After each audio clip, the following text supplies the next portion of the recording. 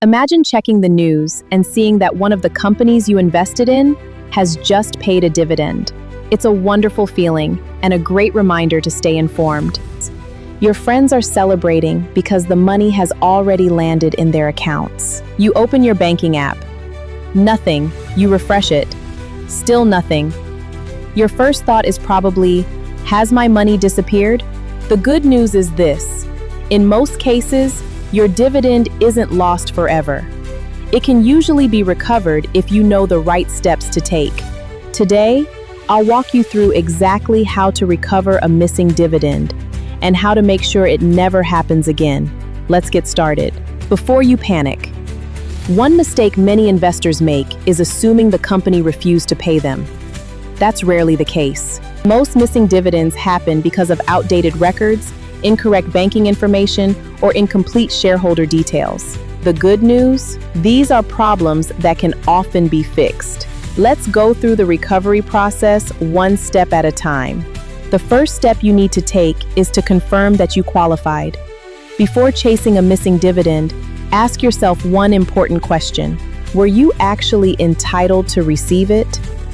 Companies don't pay dividends to everyone who owns their shares. They only pay investors who own the shares before the qualification date, sometimes called the record date. If you bought the shares after that date, you simply won't qualify for that dividend. The easiest way to confirm this is by checking your transaction history through your stockbroker or investment platform.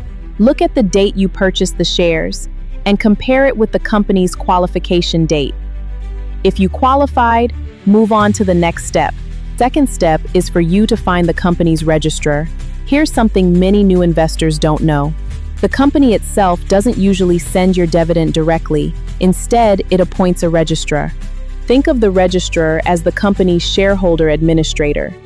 Their job is to maintain shareholder records and distribute dividend payments. So if your dividend is missing, the registrar, not your broker, is usually the first place you should contact. Find out which registrar manages the company whose dividend you're expecting. Once you know that, you're already halfway to solving the problem. The third step is for you to contact the registrar. Don't just say, "I haven't received my dividend." Be prepared and have the following ready. Your CHN, your clearinghouse number, your BVN, a valid means of identification, the bank account you want your dividend paid into. The registrar can then verify your records, check whether your payment failed, and guide you on the next steps. If your dividend warrant has expired, you can also request that it be reissued. Fourth step is for you to register or update your e-Dividend mandate. This is probably the most important step of all. If you've never registered for e-Dividend, now is the time.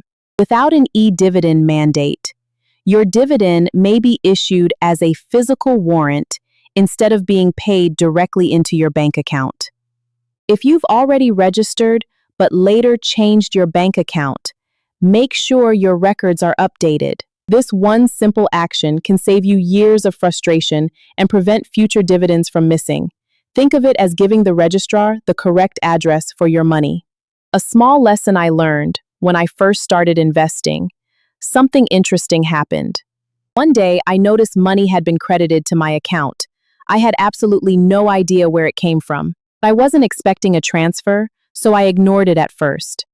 Later, after learning how dividend payments work, I realized it was a dividend from one of my investments. That experience taught me two important lessons. First, always pay attention to every credit that enters your account.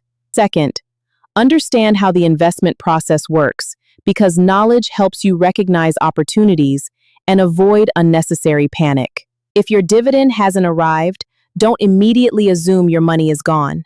Start by confirming that you qualified for the payment. Then identify the company's registrar, contact them with the right documents, and make sure your e-Dividend mandates and banking details are up to date. In many cases, missing dividends are completely recoverable. Remember, buying shares is only the beginning of investing. Making sure every dividend you're entitled to actually reaches your account is what turns you into a smart and organized investor. If this video saved you from giving up on your dividend, let me know in the comments. Now you know how to recover a missing dividend. But here's an even better question. How do you make sure you never have to recover one again? In the next video, I'll show you 6 simple checks that can help prevent missed dividends in the future. Have you ever received a dividend without realizing what it was? Or are you currently trying to recover one? I'd love to hear your experience. If you found this video helpful, please like, subscribe, and share it with someone who keeps asking, "Where is my dividend?"